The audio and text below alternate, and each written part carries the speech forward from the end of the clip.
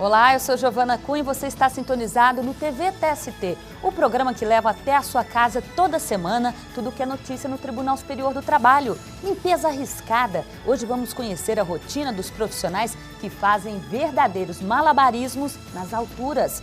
Uso do celular no trabalho. É possível proibir? Atestado médico. Quais direitos ele garante ao trabalhador? E a trajetória do ministro do TST, Horácio Sena Pires. Tudo isso e muito mais agora no TV TST, que está só começando.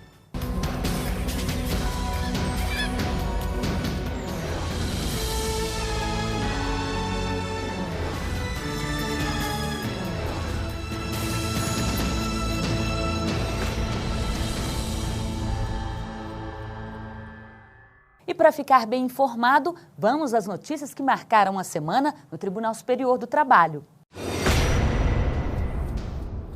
O Tribunal Superior do Trabalho livrou a Companhia Pernambucana de Saneamento de reintegrar um ex-empregado demitido sem justa causa. O empregado disse ter sido demitido por ser alcoólatra. No TST, o processo foi julgado pela 7ª turma. O relator, ministro Ives Gandra Filho, manteve a demissão do funcionário. Segundo o ministro, as empresas de economia mista não precisam de motivo formal para dispensar um empregado. Ainda de acordo com o relator, a doença, por si só, não garante a manutenção do emprego. O que importa é a comprovação da relação entre o desenvolvimento da doença e a prestação de serviço à empresa.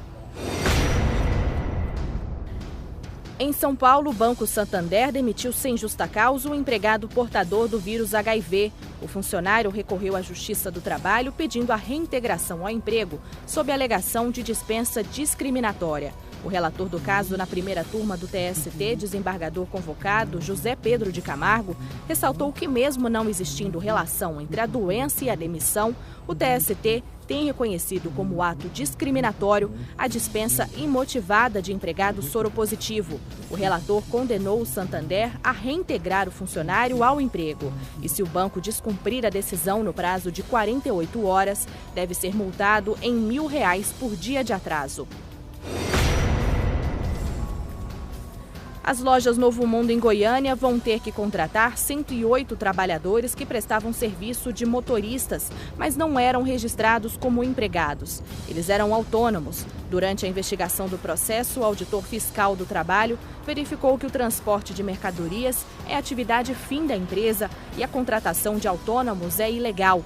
Na 5ª turma do TST, o ministro Emanuel Pereira ressaltou que quando um auditor fiscal do trabalho verifica violação na lei trabalhista, ele tem o dever de registrar a infração administrativa. O ministro destacou que a atividade fim da empresa é a comercialização de mercadorias e, por isso, os empregados devem ser registrados. A empresa de linhas aéreas TAM não vai ter que pagar adicional de periculosidade a uma comissária de bordo.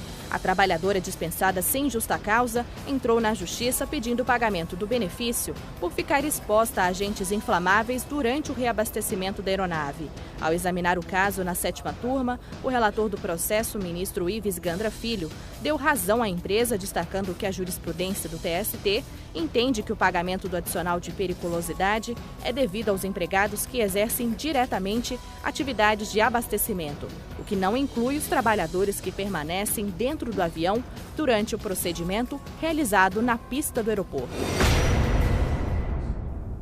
Construções revestidas de vidro chamam a atenção, não é mesmo? Mas para manter a beleza é preciso contar com a mão de obra de um trabalhador que fica literalmente nas alturas. Cabe a ele manter tudo bem limpinho.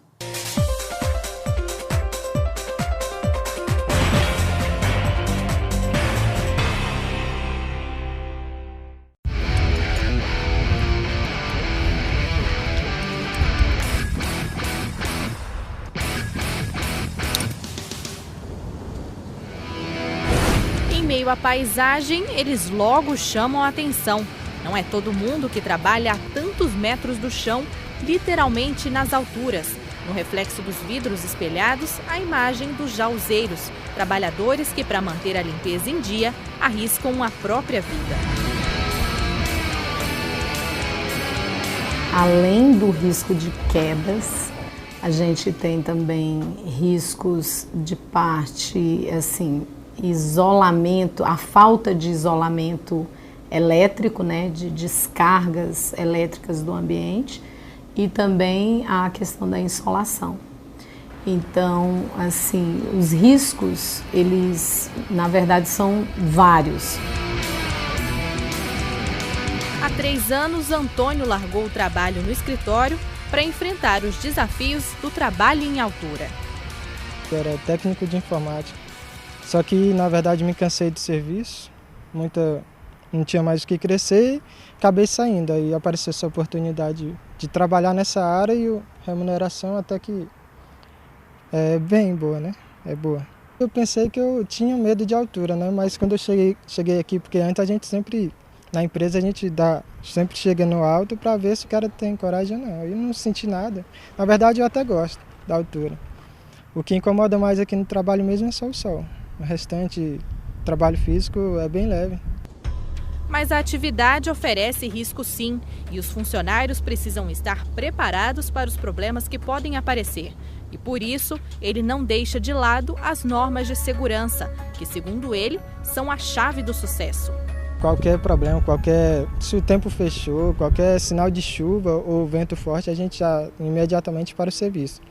Aí aguarda, se acaso o tempo não limpar, se nós pudermos, a gente recolhe o material. Se o tempo estiver fechado, risco de chuva, aí a gente nem recolhe material não.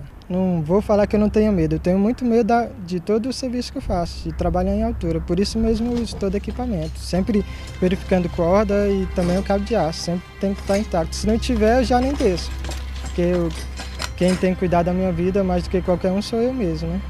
Então a gente está sempre olhando o material, cinto, capacete, corda, tudo isso para evitar acidente. Antônio tem razão. Em meio a condições de trabalho como estas, é preciso muita atenção. E nessa hora, o treinamento e os equipamentos de proteção são os maiores aliados. Nós recebemos treinamento junto com a empresa e cada prédio que a gente vai fazer, a gente tem uma instrução junto com o técnico de segurança de cada prédio. No caso, esse aqui, a gente teve um dia inteiro de instrução, de segurança no trabalho em altura. Quase semanal a gente vê algum tipo de acidente envolvendo o pessoal de trabalho em altura. Mas nós trabalhamos também em outras obras, a gente vê muita inadimplência, muito pessoal, muita gente que trabalha errado. Aí, com certeza, uma hora ou outra vai ter um acidente.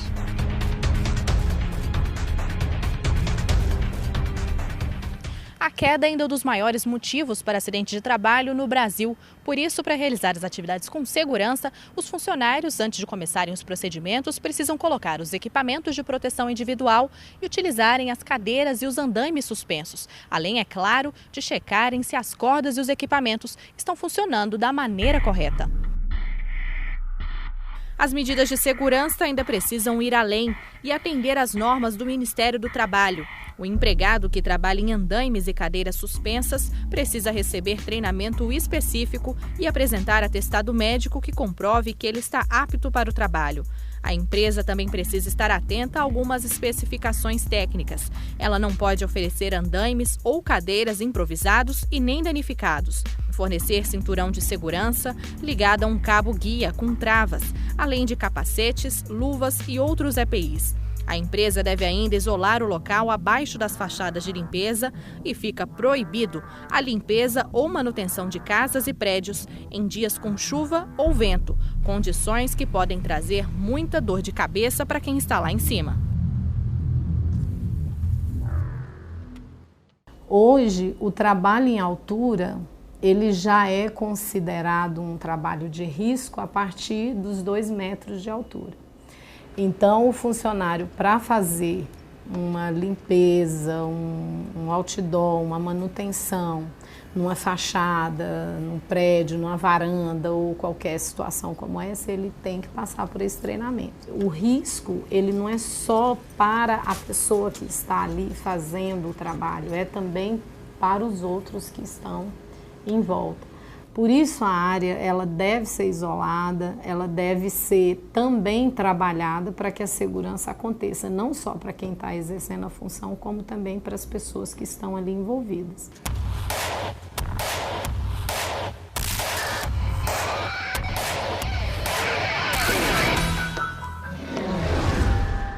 Uma Mais do que nunca, esse profissional, além dos equipamentos de segurança, precisa estar com a saúde em dia. O trabalho não admite falhas, elas podem ser fatais.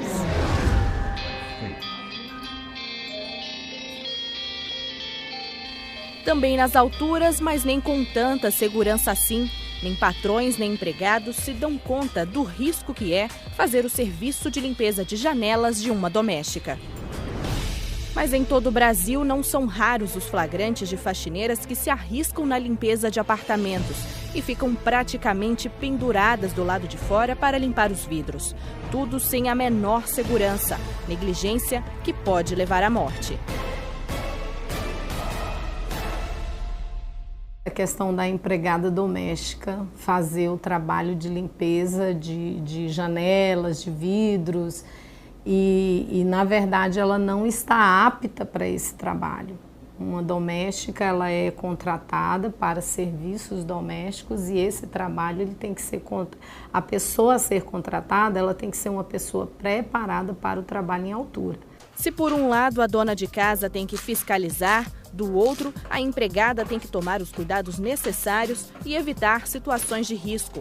Leonice já levou muitos puxões de orelha e alguns sustos em tarefas como esta, mas agora já aprendeu a lição.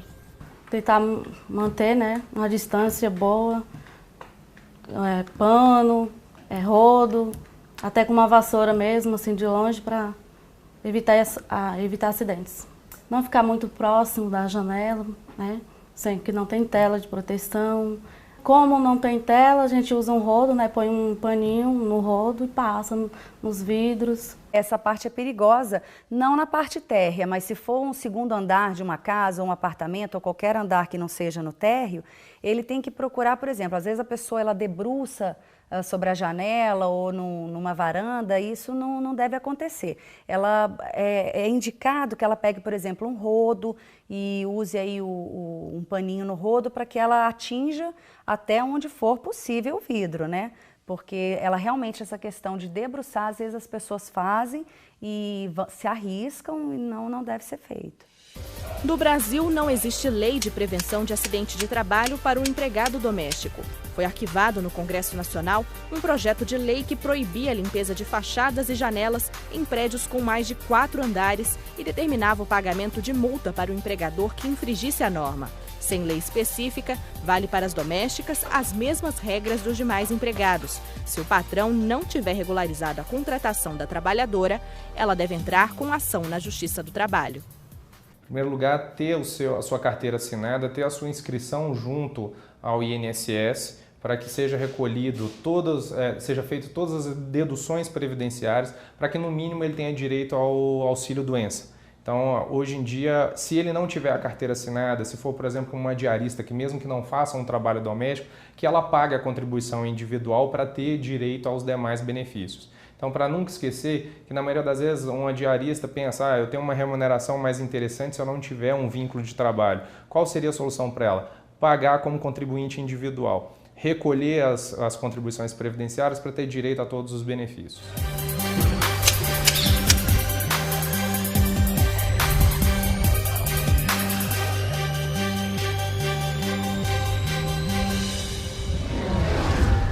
De qualquer parte do país, você pode entrar em contato e tirar as dúvidas sobre a Justiça do Trabalho. O George Rodrigues, do Ceará, quer informações sobre aviso prévio. Veja o que diz a lei.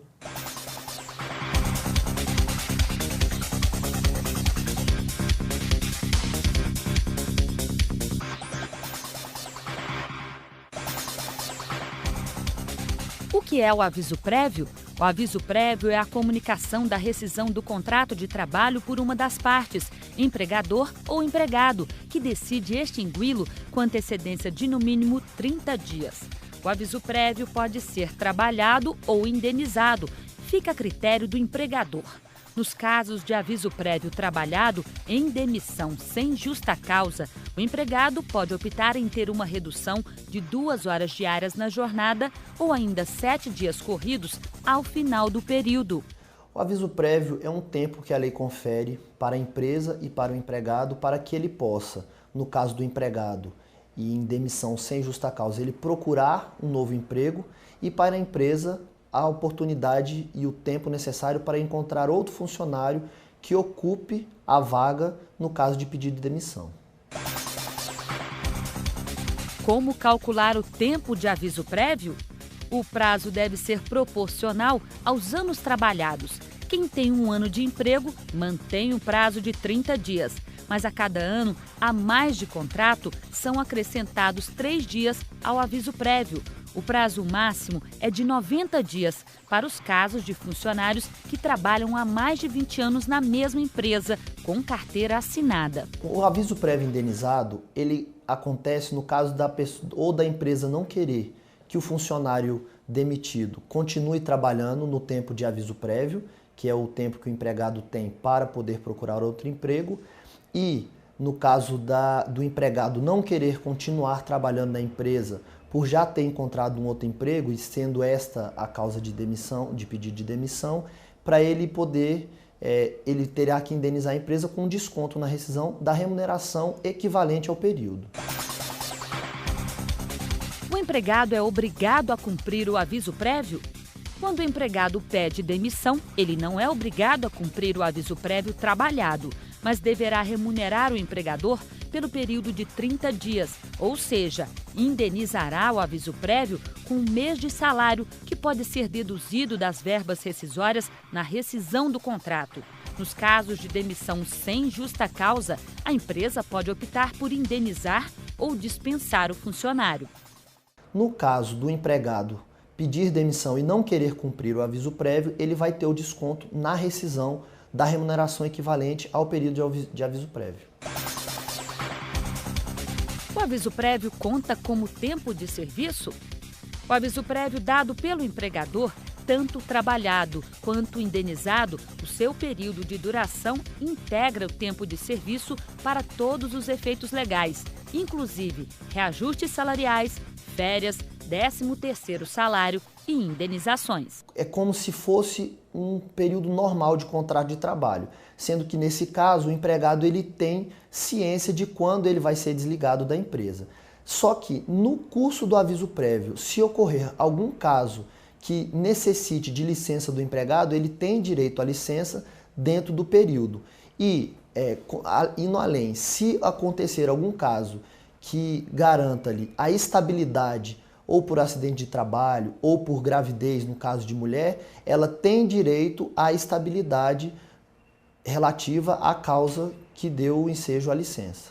Faça como o George e mande a sua dúvida para nós. O caminho é o e-mail tv@tst.jus.br. Daqui a pouco vamos às ruas esclarecer a população. E não perca, no próximo bloco, tem julgamento. Eu volto em 1 minuto. Até já.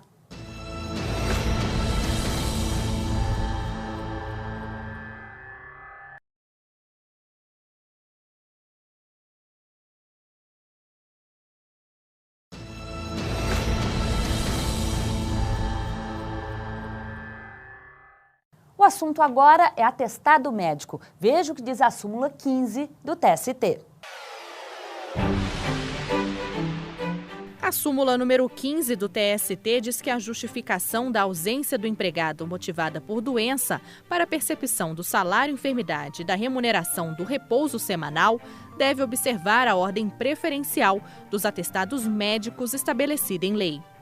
Hoje, o empregador, em regra, ele obedece ao que está previsto na Convenção Coletiva de Trabalho, mas, eventualmente, na omissão da Convenção Coletiva, ele tem a prerrogativa de exigir a apresentação de um atestado médico que tenha sido emitido por um médico de confiança. Na verdade, o que ele vai exigir na prática é a apresentação de um atestado médico produzido por um médico do Serviço Único de Saúde.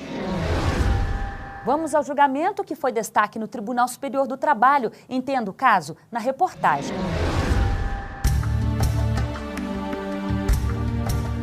Quando o empregado tem um direito violado, ele tem prazo para entrar com ação na Justiça do Trabalho.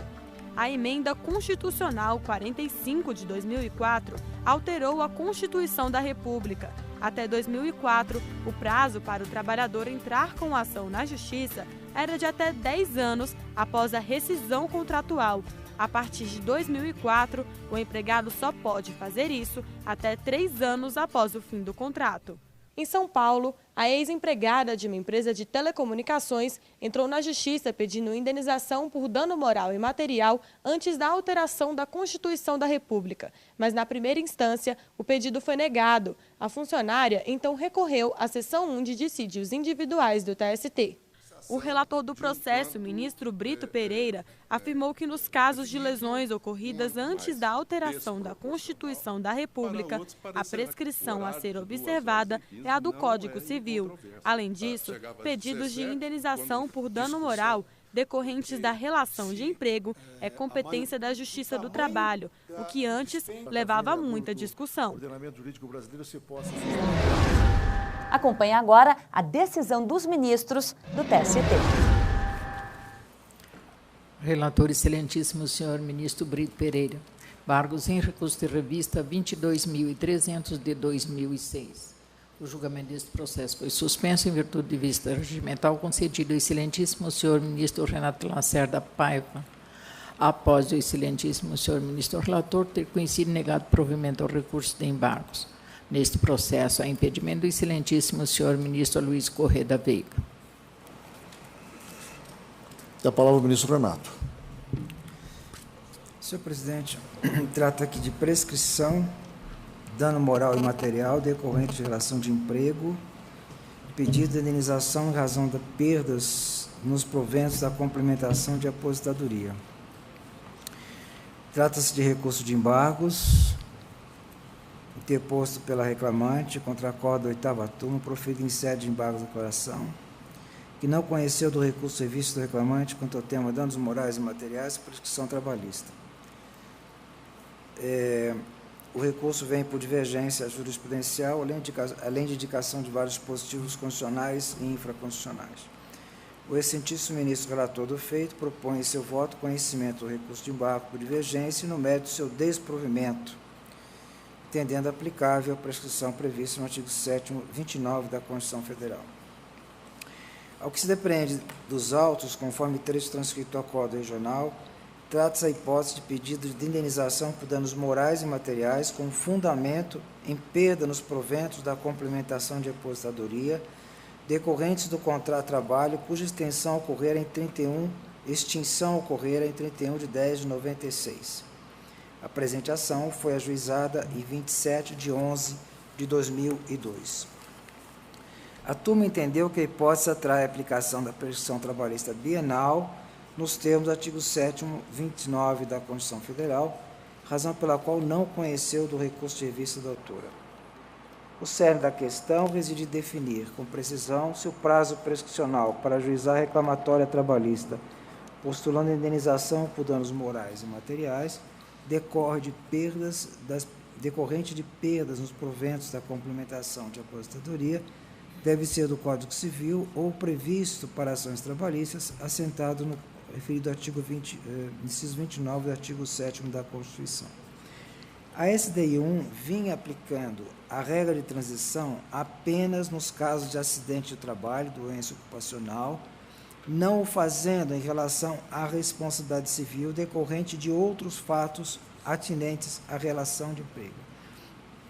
Apenas recentemente estendeu a regra de transição aos casos semelhantes ao dos autos, quando se infere nos seguintes precedentes. E aqui eu refiro o precedente EEDRR 51.700 de 2000, relator ministro Horácio Raimundo de Sena Pires, diário 17 de 12 de 2010.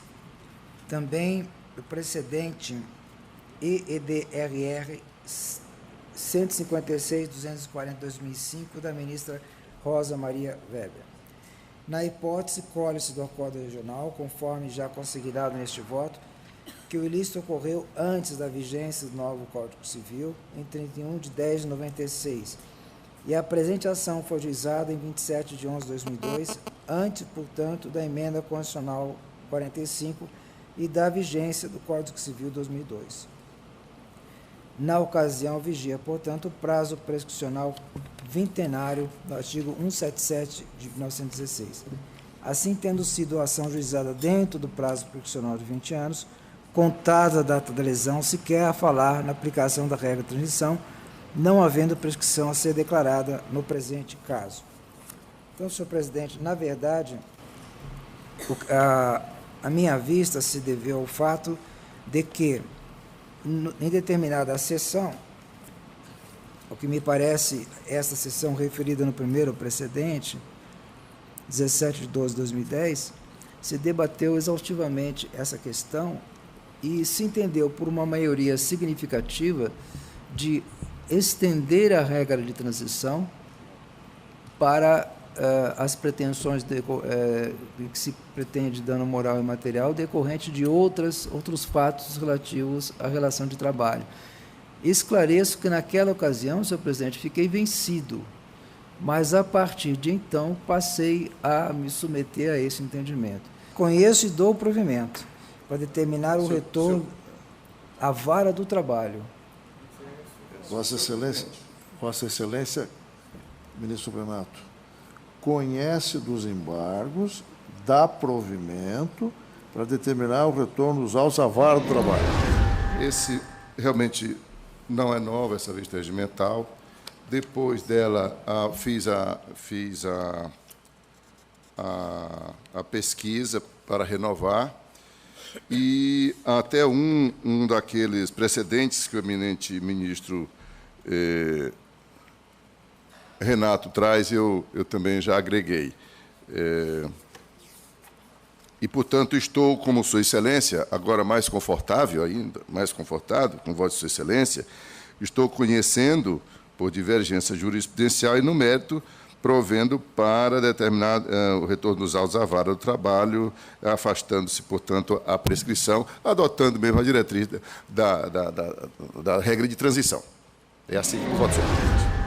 E proclamo que, por maioria de votos, a sessão, por unanimidade, a sessão conheceu dos embargos, e por maioria de votos, a sessão dá provimento aos embargos, como propõe Sua Excelência o ministro relator, vencidos os ministros Barros Leveag, Maria Cristina Peduzzi e Dora, que negaram provimento aos embargos. Não perca no próximo bloco a trajetória do ministro do TST, Horácio Sena Pires. É daqui a pouco. Até já!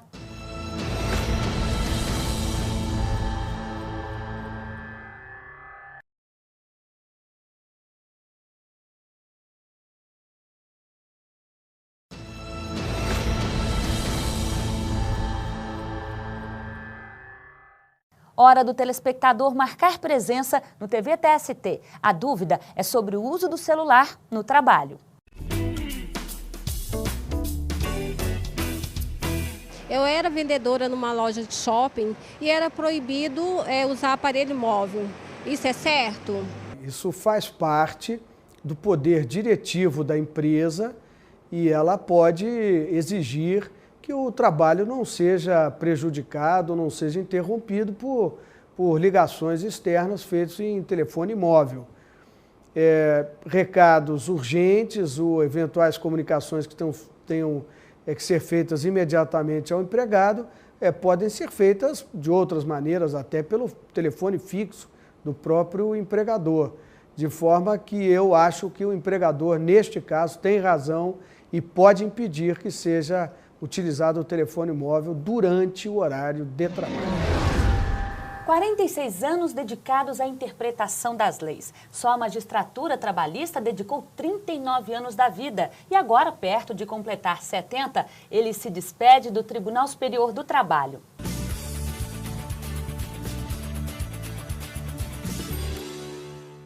Eu converso agora com o ministro do TST, Horácio Sena Pires, que faz um levantamento de toda essa trajetória. Olá, ministro, muito obrigada pela presença do senhor aqui. Muito boa tarde, é um prazer muito grande voltar a esse convívio. Sempre bem-vindo. Ministro, 46 anos dedicados à atividade judiciária. Qual o balanço que o senhor faz de uma vida tão bem sucedida profissionalmente, digamos assim? Realmente, fazendo um olhar retrospectivo, né, eu vejo que foram anos muito proveitosos. Eu não tenho o que me queixar.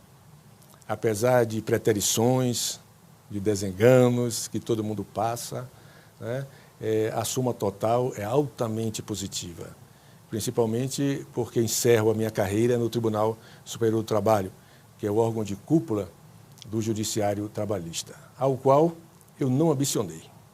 Posso dizer sinceramente que não ambicionei vir para o Tribunal Superior do Trabalho. Ao contrário, a minha expectativa era de terminar minha carreira no Tribunal Regional do Trabalho. Esse sim, ambicionei, desejei, lutei para chegar até lá. E, de repente, fui chamado para convocação do TST e aqui cheguei, fui ficando mansamente, como o baiano sabe chegar e ficar e se fazer estimado. Fui colocado em 3 listas consecutivas, uma espécie assim de teimosia dos ministros dessa casa, que queriam o meu nome. O presidente não aceitou, mudou o presidente, veio outra lista, não fui escolhido, mas na terceira vez eu fui escolhido como uma espécie, assim, portanto, de interesse maior do próprio colegiado. O senhor começou a atuar no TST no ano de 2000. Como que é a chegada no TST, ministro? A chegada no TST foi uma coisa assim, totalmente surpreendente para mim. Por quê? Dias antes, eu estivera em Natal, em um congresso da ANAMATRA, a nossa Associação Nacional. E o nosso colega, o desembargador Douglas Alencar, daqui da 10ª região, me encontrou e me saudou assim: ministro Horácio. Eu disse: ministro Horácio? Ele disse: o ministro Luciano de Castilho está aí e quer lhe falar. Aí o ministro Luciano chegou e conversamos bastante, não me disse absolutamente nada fora do expediente que nós estamos tratando por lá. Voltei para Salvador e dias depois recebi a convocação assinada pelo ministro Almir Pazianotto. Realmente fiquei surpreendido. Por que eu fui lembrado? E aí remontei a uma viagem que eu fiz, participei da delegação brasileira a um congresso de juízes portugueses e brasileiros realizado em Lisboa em outubro de 1998. Foi a primeira desses empreendimentos da ANAMATRA e eu estava lá como presidente da Matra 5. E nessa oportunidade conheci os ministros Luciano de Castilho e Vantuil Abdala, que eram os chefes da delegação brasileira.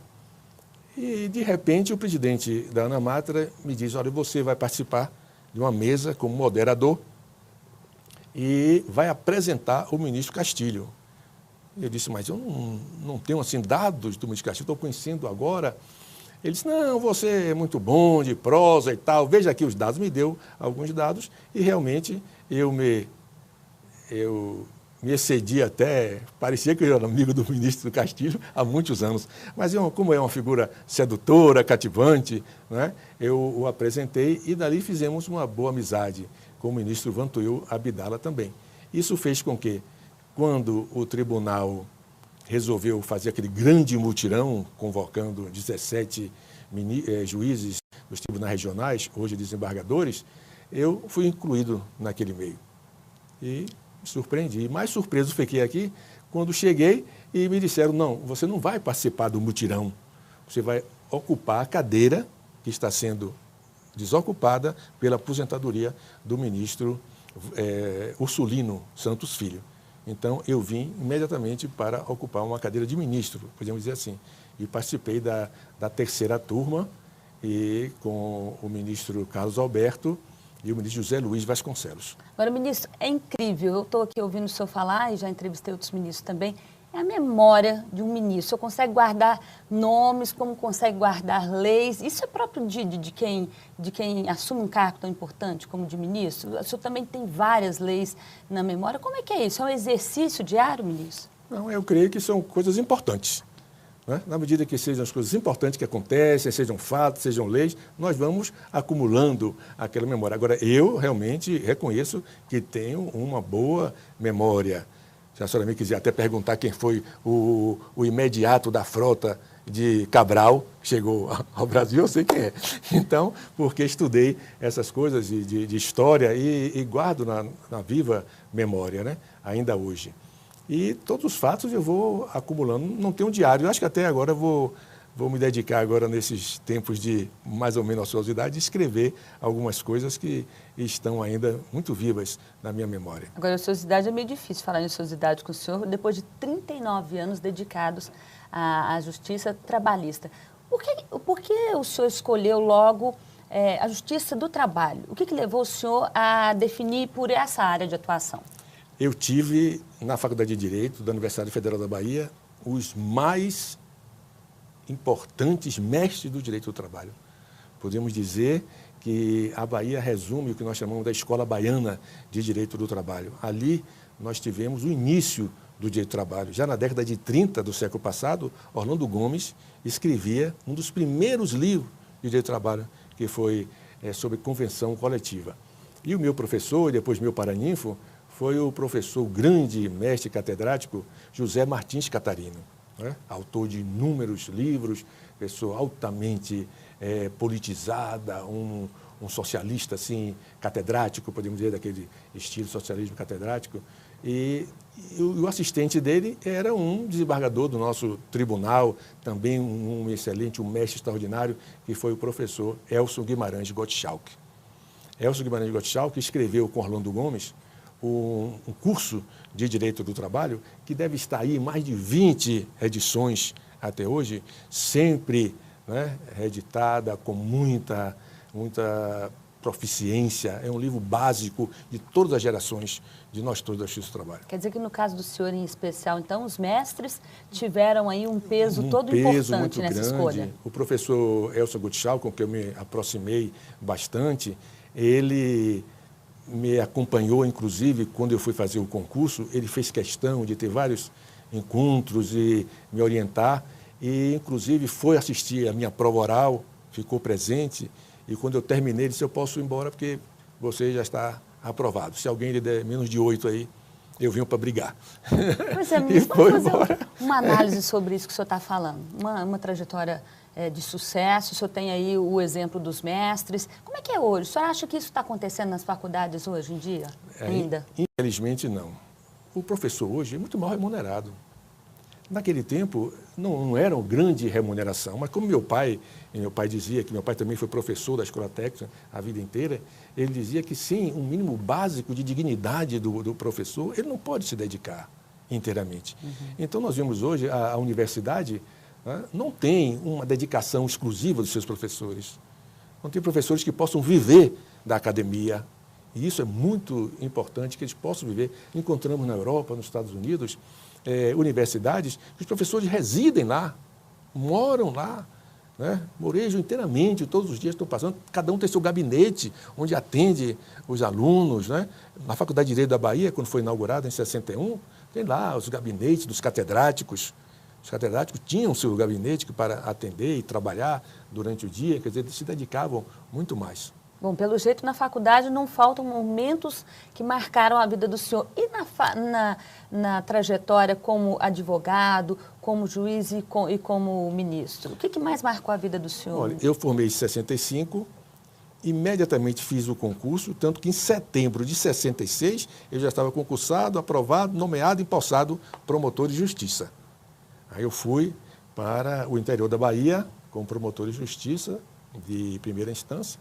Primeira entrância, lá era a comarca de Itaperoá, na região chamada do Baixo Sul da Bahia, que vai de Valença até Camamu. São 5 comarcas antiquíssimas que estão reunidas ali no Baixo Sul. Eu fui para Itaperoá. Mas em Itaperoá, a promotoria cuidava de muitas coisas, e de processos de família, de sucessão, etc., e crimes menores. Nunca tivemos, assim, um homicídio. E eu queria que tivesse, para eu fazer o júri, né? Que tinha vontade de fazer. Você queria atuar, né? Atuar no tribunal do júri. Mas aí o promotor de Valença, que era uma comarca de terceira entrância, comarca muito grande até hoje, e ele ficou doente.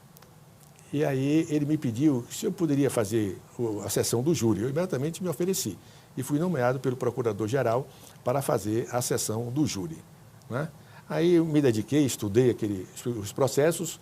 E o primeiro processo que eu fiz um um júri tão monumental, fiquei de um entusiasmo extraordinário, fiz um discurso que o juiz, para o segundo júri, disse, espera aí, nós vamos ter que botar o alto-falante para a rua, porque esse povo todo está vindo para assistir. Você não vai dar, vão derrubar o fórum, que era uma casa antiga.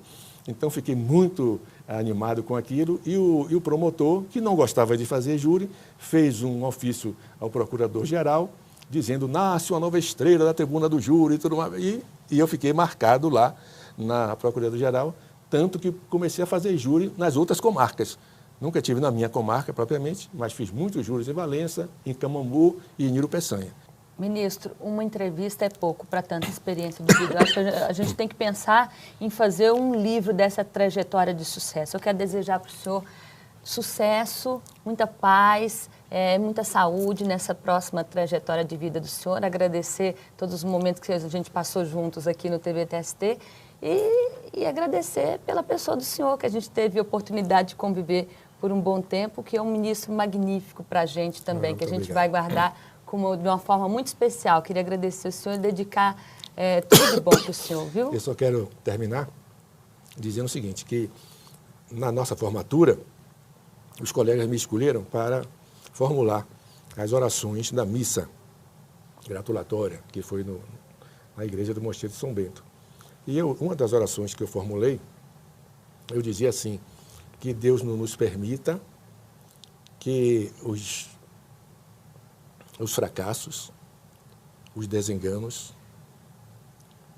as preterições nos esmoreçam no mínimo da nossa fé, nos quebrantem no mínimo da nossa esperança e nos enfraqueça o mínimo do nosso amor pelos ideais que hoje embalam a nossa juventude. Então eu posso dizer a você e a todos aqueles que vão nos ver e ouvir, que repassando toda essa trajetória, eu me reporto àquela oração e digo, realmente, todos aqueles ideais ainda estão muito vivos no meu coração. Que bom. Por isso, eu ainda me considero muito jovem. Que ótimo. Para enfrentar outros desafios. Ministro, muito obrigada pela presença do senhor aqui e boa sorte nessa nova etapa de vida. Muito obrigado e felicidades também a todos vocês. Muito obrigada. Criado em meados da década de 30, o salário mínimo brasileiro já passou por altos e baixos. Vamos saber agora como surgiu a remuneração que estipula o ganho de milhões de famílias.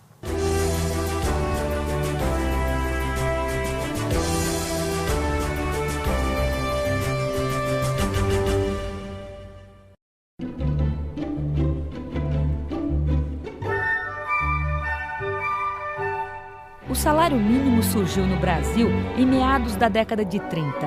A Lei nº 185 de janeiro de 1936 e o Decreto-Lei nº 399 de abril de 1938 regulamentaram a instituição do salário mínimo. E o Decreto-Lei nº 2162 de 1º de maio de 1940 fixou os valores do salário mínimo, que passaram a vigorar a partir do mesmo ano. O país foi dividido em 22 regiões e todas as regiões que correspondiam a estados foram divididas ainda em sub-região, num total de 50 sub-regiões. Para cada sub-região foi fixado um valor para o salário mínimo, num total de 14 valores distintos para todo o Brasil. A relação entre o maior e o menor valor, em 1940, era de R$ 2,67. Cada região do país, tá?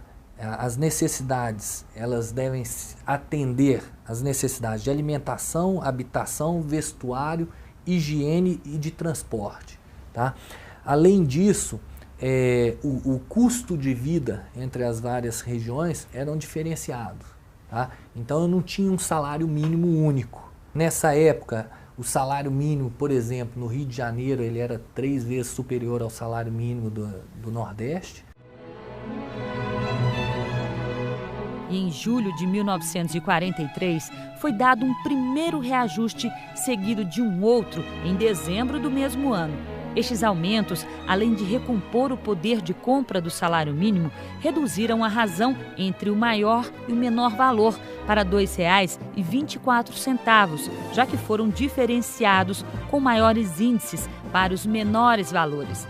Após esses aumentos, o salário mínimo passou mais de 8 anos sem ser reajustado, sofrendo uma queda real da ordem de 65%, considerando a inflação medida pelo IPC da FIPE. Quanto maior for a inflação, é óbvio que se eu não corrigir os salários, tá, eu vou ter ali uma perda do poder aquisitivo. Tá? Então, se a inflação cresce, mas se o salário não crescer na mesma proporção, você tem uma redução do poder aquisitivo. Isso, no curto prazo, talvez não seja tanto problema, mas no médio e longo prazo você pode ter problemas eleitorais, por exemplo, né? Então, os governos, normalmente, eles tendem a atacar o problema da inflação numa tentativa de maximizar o seu retorno eleitoral. Em dezembro de 1951, o presidente Getúlio Vargas assinou um decreto-lei reajustando os valores do salário mínimo, dando início a um período em que reajustes mais frequentes garantiram a manutenção e até alguma elevação do poder de compra do salário mínimo. Da data deste reajuste até outubro de 1961, quando ocorreu o primeiro reajuste do governo João Goulart, houve um total de 6 reajustes. Neste período, além dos reajustes terem ocorrido em intervalos cada vez menores, ampliou-se bastante o número de valores distintos para o salário mínimo entre as diversas regiões. Vale ressaltar que nos 2 primeiros reajustes deste período, o aumento do maior salário mínimo foi muito superior ao do menor, com a razão entre eles atingindo R$ 4,33 em julho de 1954, o maior valor histórico.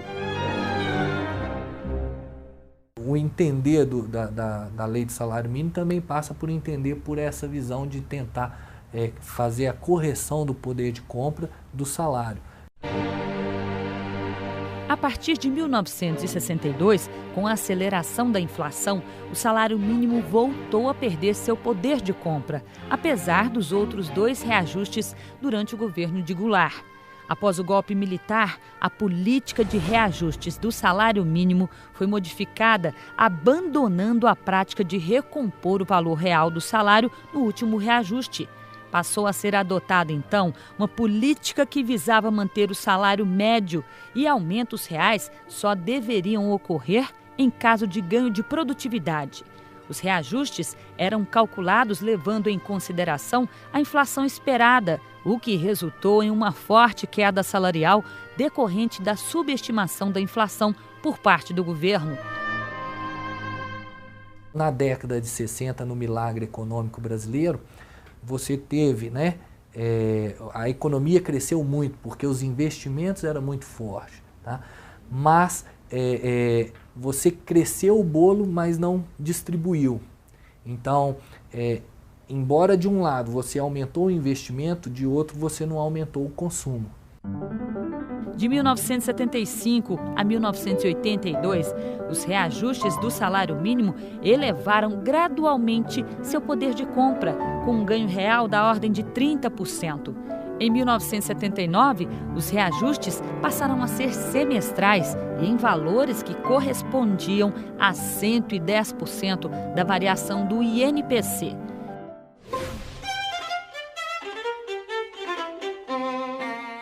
Com a estabilização após o Plano Real, o salário mínimo teve ganhos reais ainda maiores, totalizando 28,3% entre 1994 e 99. Neste mesmo período, considerando-se a relação do valor do salário mínimo e da cesta básica, calculado pelo DIEESE na cidade de São Paulo, o crescimento foi de 56%. Com a Constituição, depois, né, de um momento, você vai ter a unificação do salário mínimo, tá? Então, enquanto inicialmente ele tinha, tá, vários salários mínimos para várias regiões, num segundo momento você vai ter a unificação desses salários, você vai ter um patamar fixo. Há duas conclusões importantes a destacar a partir dos dados que mostram a evolução histórica do salário mínimo desde 1940. Em primeiro lugar, ao contrário de manifestações muito corriqueiras de que o poder de compra do salário mínimo seria hoje muito menor que na sua origem, os dados mostram que não houve perda significativa.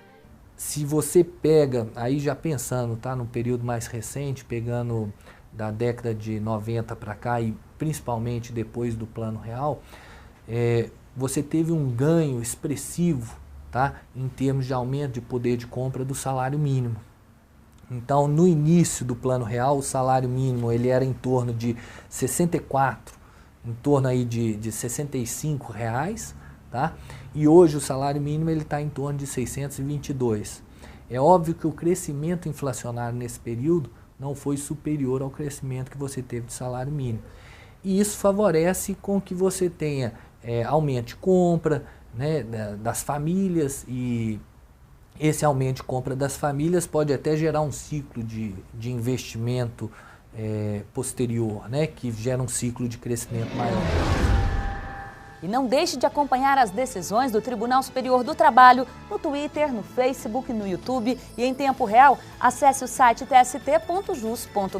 Na semana que vem tem mais TV TST. Eu espero você. Até lá!